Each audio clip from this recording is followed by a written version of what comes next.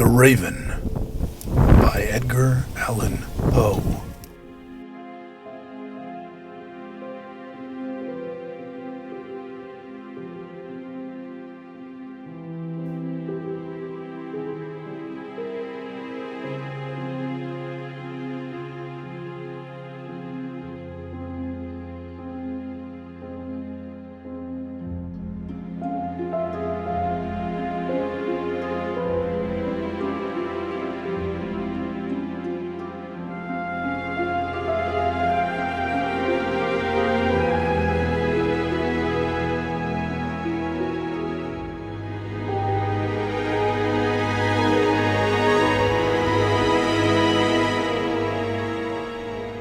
Once upon a midnight dreary, while I pondered, weak and weary, over many a quaint and curious volume of forgotten lore,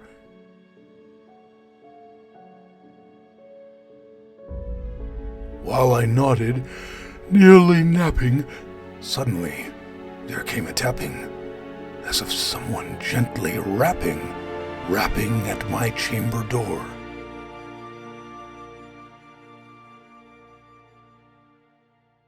"'Tis some visitor," I muttered, tapping at my chamber door. "Only this, and nothing more."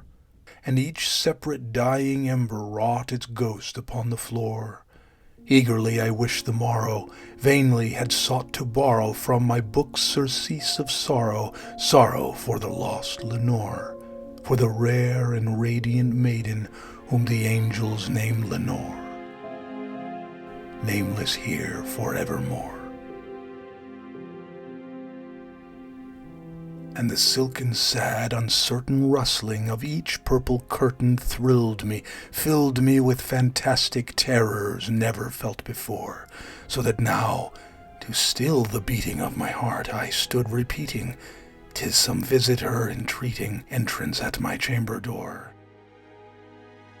Some late visitor entreating entrance at my chamber door. This it is, and nothing more. Presently, my soul grew stronger, hesitating, then no longer. "Sir," said I, or "Madam, truly your forgiveness I implore, but the fact is I was napping, and so gently you came rapping, and so faintly came you tapping at my chamber door, that I scarce was sure I heard you." Here I opened wide the door.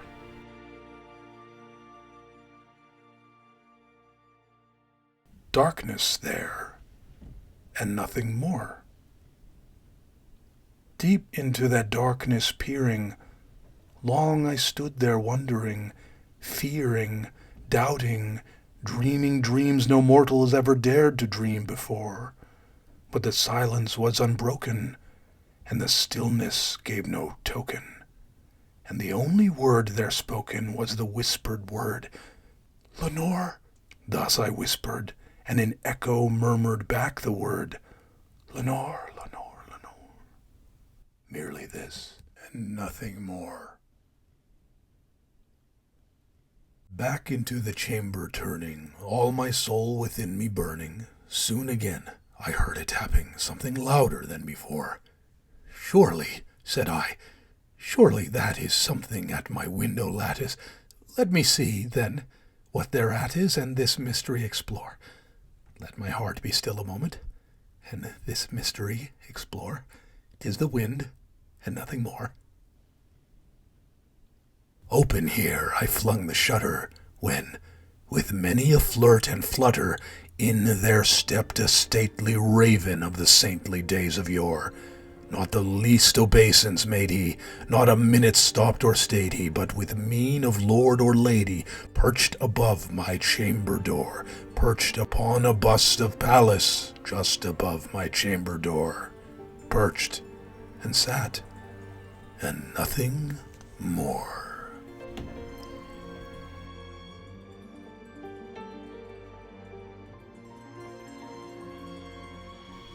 Then this ebony bird beguiling my sad fancy into smiling, by the grave and stern decorum of the countenance it wore, Though thy crest be shorn and shaven, thou, I said, art sure no craven, ghastly, grim, and ancient raven, wandering from the nightly shore. Tell me what thy lordly name is on that night's Plutonian shore. Quoth the raven, Nevermore. Much I marvelled this ungainly fowl to hear discourse so plainly, though its answer little meaning, little relevancy bore, for we cannot help agreeing that no living human being ever yet was blessed with seeing bird above his chamber door, bird or beast upon the sculpted bust above his chamber door, with such name as Nevermore. But the raven, sitting lonely on that placid bust, spoke only that one word, as if his soul in that one word he did outpour. Nothing farther than he uttered, not a feather than he fluttered, till I scarcely more than muttered, Other friends have flown before, on the morrow he will leave me, as my hopes have flown before. Then the bird said, Nevermore. Startled at the stillness broken by reply so aptly spoken, Doubtless, said I, what it utters is its only stock and store, caught from some unhappy master, whom unmerciful disaster followed fast and followed faster, till his songs one burden bore, till the dirges of his hope that melancholy burden bore, of nevermore.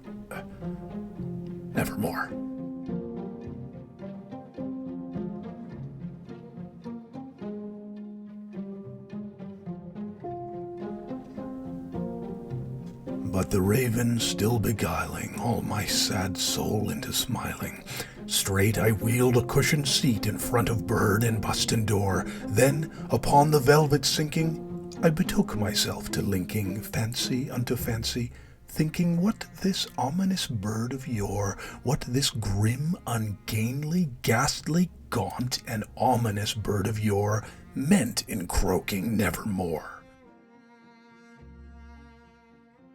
This I sat engaged in guessing, but no syllable expressing to the fowl whose fiery eyes now burned into my bosom's core. This and more I sat divining, with my head at ease reclining on the cushion's velvet lining that the lamplight gloated o'er, but whose velvet violet lining, with the lamplight gloating o'er, she shall press, nevermore. Then, methought the air grew denser, perfumed from an unseen censer, swung by seraphim whose footfalls tinkled on the tufted floor. Wretch, I cried, thy God hath lent thee, by these angels he hath sent thee, respite, and nepenthe from thy memories of Lenore. Quaff, oh quaff this kind nepenthe, and forget this lost Lenore. Quoth the raven, Nevermore. Prophet, said I, thing of evil, prophet still, if bird or devil, whether tempter sent or whether tempest tossed thee here ashore, desolate, yet all undaunted, on this desert land enchanted, on this home by horror haunted, tell me truly, I implore, is there balm in Gilead? Tell me, I implore. Quoth the raven, Nevermore. Prophet, said I, thing of evil, prophet still, if bird or devil, by that heaven that bends above us, by that God we both adore, tell this soul with sorrow laden, if within the distant Aidenn it shall clasp a sainted maiden whom the angels name Lenore, clasp a rare and radiant maiden whom the angels name Lenore. Quoth the raven, Nevermore. Be that word our sign of parting, bird or fiend? I shrieked, upstarting. Get thee back into the tempest and the night's Plutonian shore. Leave no black plume as a token of that lie thy soul hath spoken. Leave my loneliness unbroken. Quit the bust above my door. Take thy beak from out my heart, and take thy form from off my door. Quoth the raven, nevermore.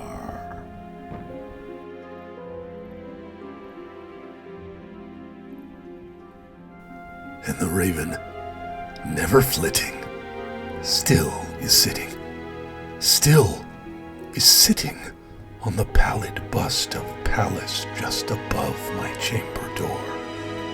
And his eyes have all the seeming of a demon's that is dreaming, and the lamplight o'er him streaming throws his shadow on the floor.